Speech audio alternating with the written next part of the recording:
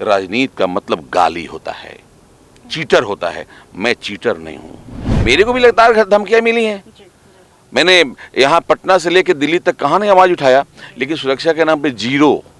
कोई आपको देखने वाला नहीं है। प्रशासन का काम रह गया है। आपके साथ घटना घट गया, आपका पोस्टमार्टम करके घर भेज दिया जाएगा। वहां पर एक सुंदर सा हॉस्पिटल बना है, 3 साल पहले। हॉस्पिटल, पार्क सब बना है एकदम। वो बिल्डिंग को बनाने में कम से कम 10 करोड़ खर्चा हुआ होगा। बहुत व्यवस्था बढ़िया है, उद्घाटन भी हो गया। आज तक 3 साल में एक डॉक्टर नहीं गए, एक कंपाउंडर नहीं गए, कोई नियुक्ति नहीं। किस लिए भवन बना? तो किसी को ठेका दिया गया, उसका पैसा निकाल लिया, अब बंदरबाट कर लिया, ठेकेदारी कर लिया, लेकिन डॉक्टर की ठेकेदारी नहीं हुई। डॉक्टर ईमानदारी पूरा काम होगा, आप देख लीजिएगा 1 साल में क्षेत्र का दशा बदल जाएगा। मैं अगर आता हूँ ना, तो इतनी हाईटेक व्यवस्थाएं होंगी ना कि मरीज को किसी के पास पैर भी नहीं करना पड़ेगा। मैं किसान को, आज के समय में किसानों को सम्मान देना बहुत जरूरी है। आप समझिए कि फैक्ट्रियों में, इंडस्ट्रियों में हर चीज बन सकता है, लेकिन खाने का चीज नहीं बन सकता। आप गेहूं से प्रोसेस करके मैदा बना दीजिए, आटा बना दीजिए, ब्रेड बना दीजिए, बिस्किट बना दीजिए, सब कुछ बना दीजिएगा, लेकिन गेहूं पैदा कौन करेगा? किसान पैदा है। चूंकि मैं वहीं का मिट्टी का हूं, मैं वहीं जन्मा, तो अब हमारे लोग, हमारे भाई समाज के लोग अगर दुखी हैं, अगर और मेरे पास सक्षमता है कि मैं कर पाऊंगा, तो करता हूं। फर्स्ट बिहार झारखंड देख रहे हैं आप। मैं हूं आपके साथ प्रिया, और हमारे साथ बातचीत करने के लिए अजय सिंह मौजूद हैं, जो कि बिजनेसमैन हैं। आप पेशे से समाज सेवी भी हैं और भाजपा के सक्रिय नेता भी हैं। सर, आपका बहुत बहुत स्वागत है हमारे चैनल पर। जी नमस्ते। सर, सबसे पहला सवाल मेरा यही है कि चूँकि आप बिजनेसमैन हैं और समाज सेवी भी आप हैं, आप अपना जो पूरा इलाका है, बरहरा विधानसभा से आप ताल्लुक़ रखते हैं, क्या कर रहे हैं समाज सेवी के रूप में? समाज सेवा के रूप में क्या है कि हमारे क्षेत्र में, हमारे गांव समाज में बहुत आवश्यकताएं हैं। अब चूंकि मैं अभी बिहार में, अपना केंद्र बना है मेरा गांव, बखोरापुर गांव का रहने वाला हूं मैं, तो मैं वहीं रहता हूं। मैं तो वहां पर जब सुबह से शाम तक जब तक समय रहता हूं, तो कुछ ना कुछ समस्याएं रहती हैं लोगों को। पूरा इलाके के लोग आते हैं। किसी को बच्चों को खेल की सामग्री चाहिए, किसी को दौड़ने के लिए रनिंग किट चाहिए, किसी को गद्दा चाहिए, किसी किसानों को फसल के लिए ज़रूरत है, किसी मरीज़ की इलाज की ज़रूरत है, किसी विकलांग को साइकिल चाहिए, किसी को पढ़ने के लिए पैसे चाहिए, किसी को गरीब बेटी की शादी की चाहिए। तो अनेकों समस्याएं हैं, चूँकि रोजगार की समस्या, किसी को नौकरी चाहिए। तो अब मैं किसी को निराश नहीं कर पाता, उदास किसी को नहीं भेजूंगा घर से। तो मैं लोगों को बीच रहता हूँ मैं हमेशा, चूँकि मैं वहीं का मिट्टी का हूँ, मैं वहीं जन्मा। तो अब हमारे लोग, हमारे भाई समाज के लोग अगर दुखी हैं, अगर और मेरे पास सक्षमता है कि मैं कर पाऊंगा, तो करता हूं। ऐसा नहीं कि मैं मना करूं, ना करूं, और कोई राजनीतिक बात नहीं होती। मैं समाज सेवा आपके अंदर दिल से आनी चाहिए। तो जीवन में, मनुष्य के जीवन में कुछ है नहीं, तो मनुष्य की मदद कर सकता है। तो मेरा विचार रहता है कि हमेशा मदद मैं लोगों को करूँ, करता हूँ।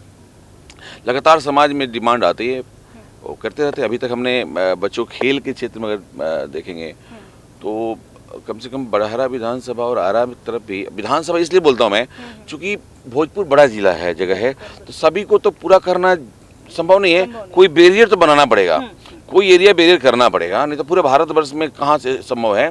तो मैंने बैरियर किया एक विधानसभा जिसमें कितने सारे ग्राम पंचायत है, सब कुछ है, तो मैंने बैरियर का काम करना चालू किया। इसमें नहीं, बाहर के लोग आ जाते हैं अभी। चूँकि आप पटना में भी आपका फैक्ट्री है, आपने फैक्ट्री लगाया है, और बिजनेसमैन भी हैं, इस लिहाज से अगर देखा जाए तो जिस तरीके से सर पटना में, बिहार की राजधानी पटना में बिजनेसमैन के साथ घटनाएं हो रही हैं, क्या कहना चाहते हैं आप? बहुत ही दुखद है जो घटनाएं हो रही हैं, बहुत ही दुखद है। प्रशासन को इसमें सख्ती से कार्रवाई करनी चाहिए और प्रशासन को अलर्ट होना चाहिए। हमारे बिजनेसमैन की सुरक्षा सर्वोपरि होनी चाहिए। आज बिहार में लोग कहते हैं कि इंडस्ट्री आए, उद्योग आए, बिजनेसमैन आए, इन्वेस्टर्स आए। कैसे आएंगे जब आप उनकी सुरक्षा नहीं देंगे? घर के बाहर किसी व्यक्ति की असुरक्षित महसूस कर रहा है, घर में असुरक्षित महसूस कर रहा है, तो कैसे आएंगे? एज बिंग मी, हम भी एक इंडस्ट्री से बिहार में, मैंने भी 2021 में बिहार में संकल्प लिया कि इंडस्ट्री लगानी है, और करीब बिहार में मैंने काफ़ी इंडस्ट्रियाँ लगाई और काफ़ी लगा रहे हैं बैक टू बैक, लेकिन मैं खुद अपने आप को असुरक्षित महसूस करता हूँ। मैंने अपनी सुरक्षा के लिए भी, कल जब मैंने सुना कि हमारी एक घटना घटी है यहाँ पे, सुबह देखा, मन को इतना आहत हुआ। अपने माँ के साथ बैठ के चर्चा कर रहा था कि माँ क्या करें। अब चूंकि समाज में तो जाना होगा, बिजनेस व्यापार में जाना होगा, लेकिन लोग कौन दुश्मन है हमें हम पता नहीं, हमें नहीं पता कि कौन हमारे दुश्मन बने घूम रहे हैं, कौन हमारा ठेका दे रहे हैं हमारे बारे में, हमें पता भी नहीं है। तो कैसे इससे बच पाए? प्रशासन का खौफ अपराधियों में नहीं है। धड़ल्ले से अपराध कर रहे हैं, जिस तरह से, मतलब कि क्या बताऊं, बहुत उदाहरण है। मतलब कि आदमी जो है सुरक्षित महसूस अपने आप को बिहार में नहीं कर रहा है। यहाँ 10-20-50 हज़ार में ठेके दिया जा रहे हैं लोग घटनाएं करने के लिए। बहुत दुखद है। इस पर सरकार को सख्ती से कदम लेना चाहिए, कानून को भी काम करना चाहिए कि जो अपराधी इसमें लिप्त है उसको कठोर से कठोर सजा तुरंत मिले। उसको वकील मिल जाते हैं, तुरंत बेल पे छूट जाते हैं, पुलिस काम नहीं करती, पुलिस बिक जाती है। तो इसमें बहुत दिक्कत है। मैं खुद अपने आप को असुरक्षित महसूस कर रहा हूँ। मैं कल से, जैसे मैं सुबह मैंने देखा, और लगातार हो ही रही है, मेरे को भी लगातार धमकियाँ मिली हैं। मैंने यहाँ पटना से लेकर दिल्ली तक कहाँ नहीं आवाज़ उठाया, लेकिन सुरक्षा के नाम पे जीरो, कोई आपको देखने वाला नहीं है। प्रशासन का काम रह गया है। आपके साथ घटना घट गया, आपका पोस्टमार्टम करके घर भेज दिया जाएगा। आप बहुत बड़ा सवाल उठा रहे हैं मौजूदा सरकार पर, लॉ एंड ऑर्डर को लेकर के। खैर, आप बरहरा विधानसभा से बिलोंग करते हैं, तो वहाँ का जो मौजूदा वहाँ के जो एमएलए हैं राघवेंद्र प्रताप, वो चूँकि विधानसभा चुनाव से कुछ ही महीनों बाद होने वाले हैं, ऐसे में क्या लग रहा है आपको? अच्छा काम किया है उन्होंने? अब तो क्या जनता बताएगी। देखिए, चूँकि बरहरा विधानसभा में क्या काम किया, क्या नहीं किया, जनता बताएगी। अब चूँकि मैं क्षेत्र में जाता हूँ, गांव में, अगर अच्छा काम होता तो लोग मेरे पास नहीं आते, लोग मेरे पास डिमांड करने नहीं आते, सड़क की व्यवस्था देखने आते। बाढ़ग्रस्त इलाका है, बाढ़ का समय आने जा रहा है, लोग फिर तबाही हो जाएंगे, तराई हो जाएंगे। तो आज जो समस्याएं थी वो समस्या बनी हुई है। आज तक 55 वर्ष में एक बरहरा विधानसभा में बांध कंप्लीट नहीं हुआ। 55 साल में बांध नहीं हुआ। जो हमारे, अब चूंकि हमारे दल के वो नेता हैं, पहले किसी और दल में थे, फिर बीच में किसी और दल में चले गए, अब फिर इस दल में आ गए। तो कुछ पॉलिटिकल पार्टियों को केवल राजनीति करना है, चाहे कहीं भी रहना है, उनको राजनीति करना है, दल में रहना है, कैसे भी चुनाव जीतना है, उनका लक्ष्य होता है। लेकिन जनता में काम करना उनका लक्ष्य नहीं है। वो पार्टी हवा होता क्या है ना, भाई आप भाजपा ठीक काम नहीं कर रही है, आरजेडी को चलो, तो आरजेडी को चलो, तो आरजेडी में तो वही है, भाजपा में वही है। तो क्या है ना कि लोग, पार्टी बदल रहा है, आदमी वही रह जाता है। तो काम कैसे होगा? काम नहीं हो रहा है, काम की बहुत दिक्कत है। क्षेत्र में तराही मचा हुआ है, सड़क की स्थिति खराब है, हॉस्पिटल्स, आप जब कभी जाएंगे बरहरा विधानसभा में, मैं गांव का नाम बताऊंगा, आप चले जाएं आरा विधानसभा क्षेत्र के कोइलवर प्रखंड में बिंदगावा गांव है, सोन नदी के किनारे, आखिरी गांव है, आखिरी छोर है। वहां पर एक सुंदर सा हॉस्पिटल बना है, 3 साल पहले। हॉस्पिटल, पार्क सब बना है एकदम। वो बिल्डिंग को बनाने में कम से कम 10 करोड़ खर्चा हुआ होगा। बहुत व्यवस्था बढ़िया है, उद्घाटन भी हो गया। आज तक 3 साल में एक डॉक्टर नहीं गए, एक कंपाउंडर नहीं गए, कोई नियुक्ति नहीं है। किस लिए भवन बना? तो किसी को ठेका दिया गया, उसका पैसा निकाल लिया, अब बंदरबाट कर लिया, ठेकेदारी कर लिया, लेकिन डॉक्टर की ठेकेदारी नहीं हुई, डॉक्टर की नियुक्ति नहीं हुई। उसी तरह से भोजपुर में खवासपुर चले जाएं, जो कि हमारा भोजपुर का गंगा के उस पार में है। आज तक वहाँ पर एक पीपा पुल के अलावा पक्का पुल नहीं बना। जनता आवाज उठाते रह गई। वहाँ पर 20,000 लोग रहते हैं, 14,000 तो वोटर हैं, तो 20,000 क्या, वहाँ के बच्चे बुच्चे सब जनसंख्या कर लीजिए, कम से 30-40 हज़ार लोग वहाँ पर रहते हैं। वहाँ पर आज भी जाने के लिए, आज नहीं जा सकते आप वहाँ, क्योंकि अब नाव से जाना पड़ेगा। पीपा पुल खुल गया, हर 3 महीने 4 महीने पीपा पुल रहता है, खुल जाता है। आज तक पक्का पुल नहीं बना, और वहाँ पर हॉस्पिटल बना है, और आज तक हॉस्पिटल का शिलान्यास नहीं हुआ। बिल्डिंग बन के 4 साल से तैयार है, 3 साल से, लेकिन आज तक कोई डॉक्टर नहीं है। वहाँ के लोग भगवान भरोसे जीते हैं। तो वो ये तो उदाहरण दिया। मैं तो गांव में जा रहा हूँ, लोग समस्याएं लेके आ रहे हैं, तो मैं देख रहा हूँ। तो ये सब करने की आवश्यकता है, समाज में काम करना पड़ेगा। समाज में आज के नेता अपने समस्या के लिए चुनाव लड़ रहे हैं, जनता की समस्या करनी, ये मुझे समझ में आ रहा है। चुनाव लड़ रहे हैं आजकल के नेता, सुनने में आ रहा है कि आप भी अपना चुनाव लड़ने वाले हैं, क्या प्रतिक्रिया? मैं चुनाव लड़ने के लिए क्या है ना कि अगर जनता कहती है कि आपको चुन के आना है, आपको मैं चुनूंगा, तो मैं चुनाव लड़ूंगा जनता के लिए। मुझे अपने लिए चुनाव नहीं लड़ना। अभी का नेता जो चुनाव लड़ते हैं ना, वो अपने लड़ते हैं कि मुझे चुन के भेजो, है ना। मैं अपने नहीं जाना चाहता, लोग मुझे चुन के भेजे तो मैं जाऊंगा। जनता एक काम करने रही कुछ बात देखिए, मैं बहुत प्रयास करता हूँ समाज में, जो मेरे से होता है मैं कर पाता हूँ। शिक्षा के क्षेत्र में काम कर रहा हूँ। बच्चों का भी देखिए, मैंने अपना बड़हरा विधानसभा के उन बच्चों बच्चियों को कम से कम अभी 350 बच्चे बच्चियों को मैंने प्रोत्साहित किया।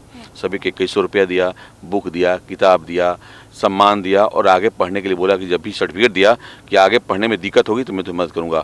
उसमें कोई समुदाय नहीं, सब समुदाय के लोग थे। उसमें मुस्लिम बच्चियाँ थीं, लड़कियाँ थीं, कम से कम उसमें 200 तो लड़कियाँ थीं, और जो 10वीं 12वीं पास की। किनको? जो सरकारी स्कूल से पढ़ते हैं, क्योंकि कॉन्वेंट वालों से मिल जाता है व्यवस्था, तो उनको मैंने प्रोत्साहित किया। उसमें बच्चियों का सवाल आया कि अंकल भैया, हम लोग तो 12वीं पास कर लिए, अब हम लोग इसके आगे कहाँ पढ़ेंगे? हमारे यहाँ तो कॉलेज नहीं है, हमारा शहर में नहीं जा सकते, पैसा नहीं है, बाबूजी गरीब आदमी हैं, मजदूरी करते हैं, कैसे पढ़ेंगे? आप ही कुछ उपाय लगाइए, कॉलेज खुलवाइए। ये बच्चियों का रिक्वेस्ट था।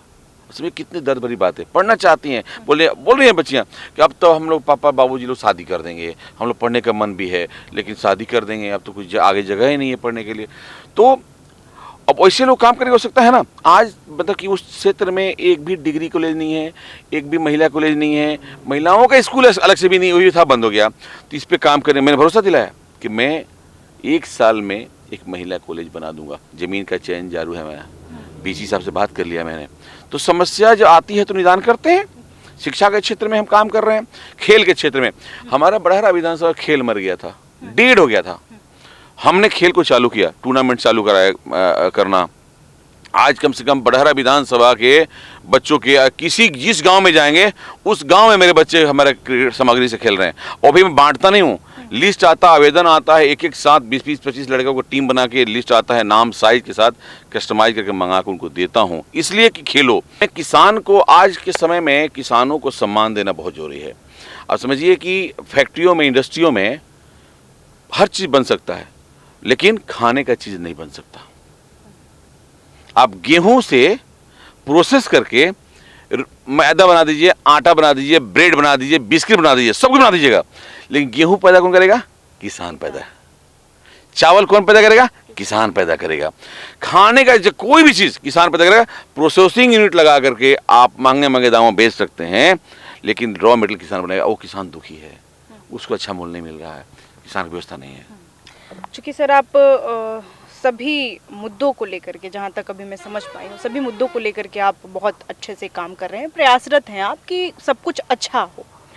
आपके बड़हरा विधानसभा में राघवेंद्र प्रताप भी हैं और मौजूदा एमएलए हैं, वो भी कहीं ना कहीं काम कर ही रहे होंगे। आपको टिकट दे दिया जाता है विधानसभा से, बड़हरा विधानसभा से, और क्या इनिशिएटिव ले रहे हैं आप, क्या करेंगे? मैं तो सबसे पहले, अगर मुझे बड़हरा विधानसभा से हमारी पार्टी का टिकट मुझे देती है तो मैं पहले तो जीत के लिए एक सीट दे दूंगा भाजपा को, अपने दल को, कि एक विधानसभा में अब सीट मजबूत करूंगा और दावेदारी से करूंगा। ये पक्का है कि जनता मेरे साथ वहां खड़ी है। उसके बाद मेरा लक्ष्य क्या है कि 5 सालों में बड़हरा विधानसभा जो भारत में सबसे आखिरी पैदान पे खड़ा है विकास में, उसको नंबर 1 पे लाना है। वो सारे काम कराना है जो नंबर 1 बनने के लिए किया जाता है। आपने प्रधानमंत्री के बारे में सुना था कि उन्होंने बोला था कि सभी सांसद विधायक की गांव गोद ले लें, लेकिन लोगों लिया क्या किया पता नहीं चला। लेकिन मेरा लक्ष्य है कि मैं अपने विधानसभा में वो सारे काम कराऊंगा जो जनता को आवश्यकता है, जो सरकार के पास सारी साधन है, जरूरत है इम्प्लीमेंट कराने का। अगर हम एमएलए बनते हैं ना, तो मुझे कुछ नहीं करना, केवल सरकारी तंत्र को ठीक करना, सरकारी अधिकारियों से रिपोर्टिंग लेना। हम लोग बिजनेस में ना प्लान करते हैं, हम आज जो फैक्ट्री लगाते हैं 10 साल बाद का फ्यूचर देखते हैं। आज फैक्ट्री लगाने में 2 साल लगता है और देखते हैं 10 साल बाद फ्यूचर क्या होगा, तो प्लान करते हैं। तो हमारी विजनिटी इतनी लंबी होती है कि हमें क्या करना है, हमें प्लान ऐसी करनी है कि पूरा विधानसभा नंबर 1 में हो जाए। क्या क्या योजनाएं हैं, हर चीज़ समस्या का समाधान कर सकते हैं हम लोग। अगर सरकार के पास जन्म से लेके मृत्यु तक का सिस्टम बना हुआ है। अब जब बच्चा जन्म लेता है, जन्म प्रमाण पत्र बनता है, बच्चे के लिए अगर बच्ची पैदा होती है तो उसको पैसा मिलता है, पढ़ाई के लिए पैसा मिलता है, स्कूल है, सिस्टम है, हॉस्पिटल है, किसान के लिए हर व्यवस्था है। बीएलओ हैं, किसान सलाहकार हैं, किसान के लिए जिला शिक्षा पदाधिकारी, किसान पदाधिकारी, हर व्यवस्था है। शिक्षा के लिए व्यवस्था है, जॉब के लिए वहाँ नियोजन कार्यालय है। ऐसा कोई सिस्टम नहीं जो सरकार के पास नहीं है। जरूरत है उन अधिकारियों से काम कराने का, वीकली रिपोर्टिंग लेना। हम तो बात करते हैं कि अगर बन गया मैं ना, तो मैं अधिकारियों को कोई दबाव नहीं, जबरदस्ती नहीं करना, हमें उनको काम सिखाना है।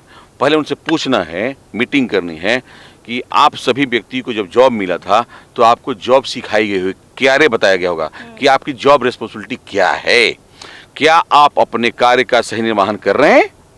तो आपको अगर क्या क्या काम बताया गया है उस काम को सही से करें और वीकली रिपोर्ट करें। आपने कितना क्या काम किया, कितने लोगों का आपने कर्मचारी हैं, कितने मोटेशन किए, कितने रसीद काटे, कितने हॉस्पिटल में आपने इलाज किया, कितने लोगों का शिक्षा में काम हुआ, कितने लोग चयनित हुए। तो ये सारे काम, कितने रोड बन गए, सड़क बने, सब जगह बने ना, सब इंजीनियर से कोई कमी नहीं है। बिजली विभाग में सब जगह काम नौकरी कर रहे हैं। हमें सरकारी तंत्र को पहले तो ठीक करना है, व्यवस्थित करना है और रिपोर्टिंग करना है। अगर 1 महीना 2 महीना में उनका कार्यशैली सही नहीं है तो उनको दूसरे बोलिए कि आप यहाँ से नौकरी दूसरे चल जाइए, आप अपना दूसरे पोस्ट ले लीजिए, हमें यहाँ पर तो भाई काम करना पड़ेगा। हम उसकी रिपोर्टिंग करेंगे, ईमानदारी पूरा काम होगा। आप देख लीजिएगा 1 साल में क्षेत्र का दशा बदल जाएगा। लेकिन आज के नेता नहीं कर पाते क्योंकि उन अधिकारियों के साथ साठगांठ बना करके 10% कमीशन के चक्कर में रहते हैं। तो जहां कमीशन का चक्कर लग जाएगा ना, वहां आप अधिकारियों के साथ कड़ाई से काम नहीं कर सकते। ये दिक्कत है। क्योंकि सर आप समाज सेवी भी हैं, बिजनेसमैन भी हैं और अभी आपका अलग अलग जगहों पर बिजनेस है। सबसे बड़ा सवाल सर अपने आप में यही है, क्योंकि राजनीति को सर उस नज़रिए से नहीं देखा जाता है जिस नज़रिए से हम देखते हैं। तो समाज सेवी और एक राजनीतिकार में there are many different between. तो अभी आप क्यों बनना चाहते हैं, राजनीति में क्यों आना चाहते हैं? क्योंकि आप समाज सेवी हैं, लोगों का सेवा कर रहे हैं, बहुत अच्छे से देख रहे हैं। मुझे लगता है कि राजनीति में आप आएंगे तो उतना सेवा नहीं दे पाएंगे। क्या कहेंगे? ये राजनीति शब्द आता कहाँ से है? पहले तो मैं इसी शब्द पे बात करता हूँ। मैं पढ़ा लिखा व्यक्ति हूँ। राजनीति शब्द क्या है? राजनीति शब्द हमारे देश में उसी समय खत्म हो गया था जब राजतंत्र से प्रजातंत्र बना था। राजनीति राजतंत्र में होता था, ई राजा को गद्दी से हटाना है, दूसरे राजा को लाना है। वहां प्रजातांत्रिक व्यवस्था नहीं थी। जब प्रजातांत्रिक व्यवस्था हुई तो इसलिए हुई थी कि जो प्रजा के बीच में सही से काम करेगा उसको प्रजा चुन के अपनी आवाज बुलंद करने के लिए विधानसभा भेजेगा, लोकसभा भेजेगा। ये था प्रजातंत्र। यहाँ कोई राजनीति नहीं था। हम किसी भाई के साथ राजनीति में कहते हैं ना, क्या हो राजनीति करता रहा हमारे साथ। राजनीति का मतलब गाली होता है, चीटर होता है। मैं चीटर नहीं हूँ। होना चाहिए ना, समाज में काम करने के लिए जाना। अगर आपको नौकरी चाहिए 2 लाख महीने का तो नौकरी कर लीजिए ना। आप विधायक बनकर अगर नौकरी लेना है तो नौकरी कर लीजिए। क्यों आप विधायक में आ रहे हैं? ये समाज सेवा का काम है। आपको समाज सेवक बन के ही काम करना है। मैं राजनीति नहीं करना चाहता। अब मैं राजनीति में आ भी नहीं रहा हूँ। मैं समाज सेवक बन के आना चाहता हूँ। मैं जनता के बीच में जाता हूँ तो लोग त्रस्त हैं। उनका कहना है भैया आपको चाहते हैं, आपको चुन के भेजें कि आप हमारी आवाज़ बनिए। जब तक सिस्टम के अंदर नहीं आएंगे आप काम नहीं कर सकते। सिस्टम में ही काम करना पड़ेगा। नहीं तो अगर हम कुछ काम करते हैं ना समाज में, जो कुछ मैं बैरियर बनाया कि हाँ यार कोई भी अगर मैच कराना है स्कूल से परमिशन लो ना, तुरंत केस कर देगा। समाज में कुछ काम करना है तो हेल्प परमिशन लेना पड़ेगा। तो हमें सिस्टम में आना पड़ेगा। और मैं राजनीति के तौर पर नहीं, एक सेवक के तौर पर जनता का काम करने के लिए। ये प्रजातांत्रिक व्यवस्था है।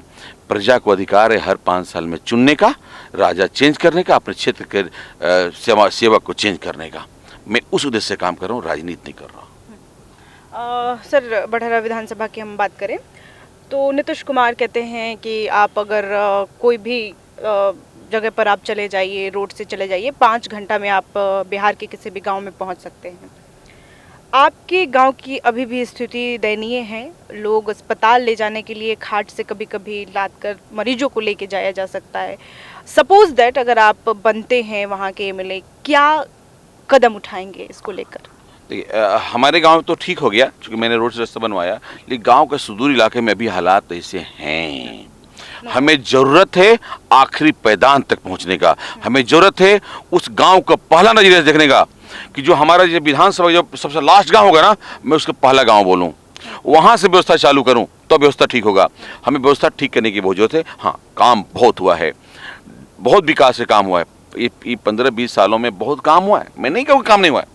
आज इस रोड से जा रहे हैं 4 लेन रोड जा रहा है, आज दूरियां कम हुई हैं, काम बहुत हुए हैं और काम करने की आवश्यकता है। जिससे शिक्षा के क्षेत्र में, हॉस्पिटल क्षेत्र में, इलाज के क्षेत्र में काम होना चाहिए। हर गांव में, हर पंचायत स्तर पे हॉस्पिटल्स बने हैं, लेकिन हॉस्पिटल बना देने से काम नहीं होगा।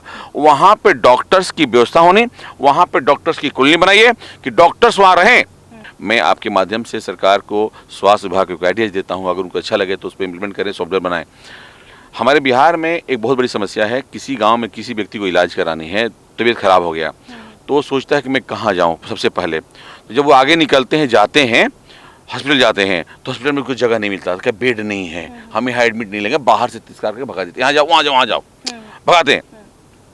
तो समझिए कि आरा से जब गांव से निकलता है तो गांव में जगह, गांव में कोई डॉक्टर नहीं, आरा आते हैं तो नहीं, यहाँ इलाज नहीं हो सकता, आपको पटना जाना है तो पटना पीएमसीएच में सीट नहीं है, एम्स में सीट नहीं है, तो से सीट नहीं है, एकदम भटकते रहते हैं। और पैर भी दौड़ते हैं कि सर पैर भी कर दीजिए वहाँ रखने के लिए, तो पैर भी क्यों, आवश्यकता ही नहीं होनी चाहिए पैर भी की, उसके लिए एक सिस्टम डेवलप होना चाहिए। ये हाईटेक ज़माना है, सॉफ्टवेयर की ज़माना है।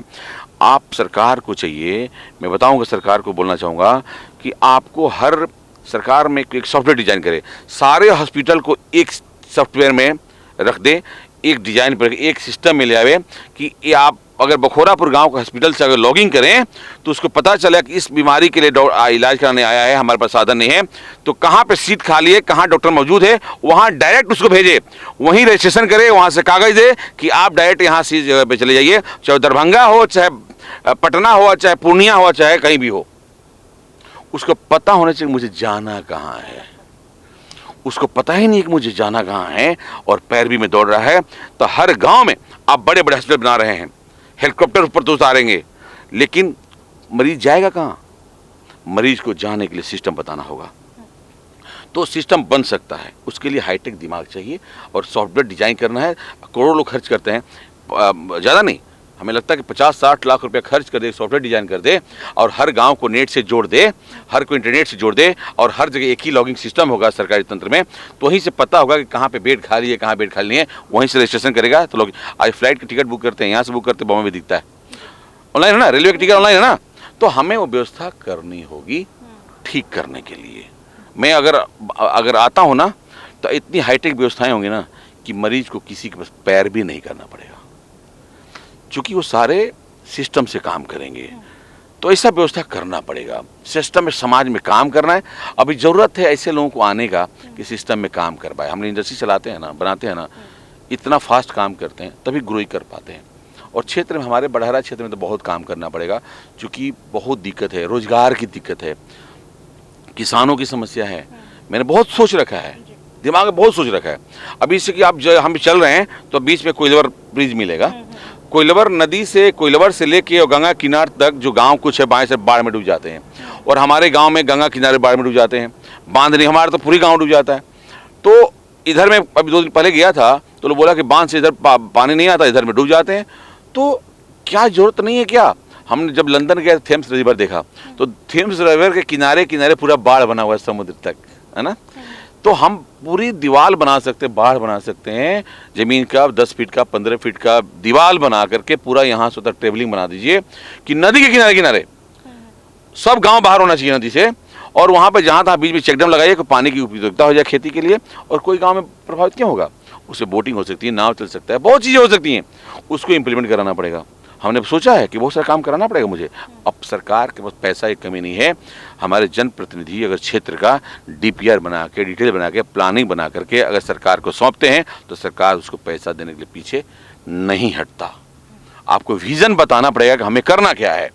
हमें ज़रूरत है कि पटना से लेकर के और बक्सर तक मेरिन ड्राइव बनाना, गंगा किनारे किनारे सीधे चले जाइए, और सारा बाढ़ भी खत्म हो गया। और जो भी गांव के जो दियारे थे, नखनाम डोला, उधर में नथमलपुर, एकौना, वो सारे गांव जो कि आज ज़मीन को कोई भाव 2 लाख रुपए नहीं बेचता बीघा, जैसे ही रोड बनेगा ना, 4 लेन बन जाएगा, वो ज़मीन की कीमत हाई हो जाएगी। संभावनाएं नहीं कर सकते कब क्या होता है, समय बहुत बलवान होता है। मैंने कभी ये नहीं कहा कि मुझे चुनाव लड़ना है, जनता कहती है कि चुनाव लड़िए आप। मुझे ऐसा प्रेम नहीं है कि मुझे चुनाव लड़के मुझे रोजगार पाना है। मेरे पास बहुत सारा काम है करने के लिए, लेकिन जनता भी त्रस्त है, मैं परेशान हूँ। मैं अगर आया तो गांव-गांव में किसान भाइयों के लिए क्रय केंद्र खुलवाऊंगा, गांव-गांव में बीज की व्यवस्था कराऊंगा, गांव-गांव में उनको किसानों की ट्रेनिंग दिलाऊंगा, उनकी खेती की आय बढ़वाऊंगा।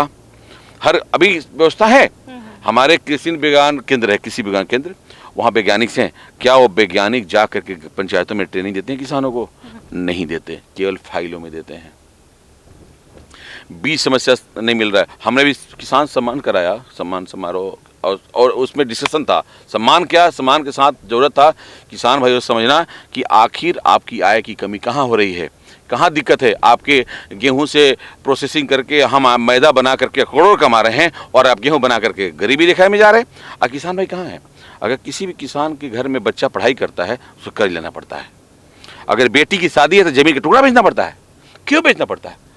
तो स्थिति ये है कि सुधर नहीं हो पा रहा है। अगर सरकारी नौकरी या घर में कोई नौकरी नहीं कर रहा, 15-20 हज़ार का नौकरी करके घर चलता है, खेती से नहीं चलता। ये सच्चाई है, सच को जानना पड़ेगा। तो हमें उनको कुरेदना होगा, और किसानों को अपनी समस्या खुद पता नहीं है। हमने देखा कि एक-एक किसान से बात करनी पड़ेगी कि आप कितना खेत बोते हैं, इसमें कितना बीज लगाते हैं, कितना खर्च होता है, कितना आय आता है। उसको हम आय बढ़ा सकते हैं, हम आय बढ़ा सकते हैं। अलग अलग तरीकाएँ हैं, टेक्निक्स हैं कि खेती को हम उद्योग की तरफ कन्वर्ट कर सकते हैं। उसको किसानों को इतना हम संसाधन कर सकते हैं कि वो आज जो किसान 1 बीघा गेहूँ, 1 बीघा अगर फसल लगाता है, उसमें अगर 10 कुंटल गेहूँ होता है, उसको हम 20 कुंटल में कन्वर्ट कर सकते हैं, तो ये मुनाफा होगा। तो हमें उसको शिक्षित करना है, बताना है। अब पंचायत स्तर पे करना है, गांव स्तर पे करना है, फाइल में नहीं, धरातल पे करना है। तो सरकार के पास व्यवस्थाएं हैं। अब चलिए यार, अब मैंने उस दिन कृषि विज्ञान केंद्र के जो उनको वैज्ञानिक को कॉल किया कि हम कार्यक्रम करा रहे हैं, किसान कम से कम 2000 किसान इकट्ठा होंगे, कुछ आइए, कुछ सवाल रहेंगे, उनकी बहुत दिक्कतें हैं, किसी का आम का पेड़ सूख रहा है, किसी का फसल नहीं हो रहा है, बताइए। तो उनका क्या कहना था, अभी नए आए हैं वहाँ पे, नहीं सर हम लोग संडे को नहीं आते सर, संडे को काम नहीं करते। तो क्या संडे को किसान काम नहीं करता? फिर हमने दूसरे वैज्ञानिक जो रिटायर हो गए थे उनको बुलाया, और उन्होंने 2 घंटा तक किसानों के सवाल को जवाब दिया, और कम से कम सैकड़ों किसानों ने सवाल किया कि हमें ये फसल में ये हो रहा है, ये हो रहा है। उन्होंने समझाया, नंबर दिया, कभी भी जरूरत पड़ेगा आप 24 आवर्स काम करें। तो हमें किसानों को सुदृढ़ करेंगे ना, अगर किसान अगर लाभ कमाने लगे ना, तो आधा समस्या तो वहीं समाधान हो जाएगा, किसानों का अच्छा मूल्य मिले। तो हमें गाँव में काम करना पड़ेगा, रोजगार के लिए भी। छोटे छोटे इंडस्ट्रीज, फूड इंडस्ट्रीज हम प्रोसेसिंग कर सकते हैं। टमाटर उगाइए, केचप बनाइए, बेच दीजिए। छोटे छोटे मतलब बहुत उद्योग हैं। मैं तो अगर आ गया ना, अगर मैं सही में, तो हम लोग तो एक आग लगा दें, बवाल कर दें क्षेत्र में। लोग जो है, चूंकि दिमाग विजन है, हमें लालची नहीं है, हम लालच नहीं है। हमारे पास जो है क्या है, हमने क्या लेके आया था, क्या लेके जाएंगे। अपना समाज में है, हम कोई अमीर नहीं है, हम तो गरीब पैदा हुए थे। हम मेहनत करते हैं, अपना व्यवसाय कर रहे हैं, काम कर रहे हैं, मज़ा आता है। और हंसते रहिए, खुश रहिए, और यही चलते रहता है मेरे जीवन में, अच्छा लगता है। बहुत शुक्रिया सर हमसे बातचीत करने के लिए। तो अभी आप देख रहे थे कि किस तरीके से अजय सिंह हमारे साथ बातचीत कर रहे थे। बड़हरा विधानसभा से ताल्लुक़ रखते हैं, और उनका कहना है कि अगर वो इस बार विधानसभा चुनाव में 2025 का विधानसभा चुनाव में अगर वो जीतते हैं, तो अपने क्षेत्र के लिए काफ़ी कुछ करने वाले हैं। क्या कुछ करने वाले हैं हमने आपको दिखाया, बताया, सुनाया। बहरहाल इस खबर में इतना ही। ऐसी तमाम खबरों के लिए आप देखते रहें फर्स्ट बिहार झारखंड। आयुष्मान भारत के तहत निशुल्क surgery Netaji Subhash medical college एवं हॉस्पिटल में जनरल सर्जरी, नेत्र surgery, ENT surgery, ortho surgery, प्रसूति एवं स्त्री रोग सर्जरी की सुविधा आयुष्मान भारत के तहत उपलब्ध है। साथ ही बीमा कंपनी के द्वारा इलाज की सुविधा। NSMCH, अम्हारा, बिहटा, पटना।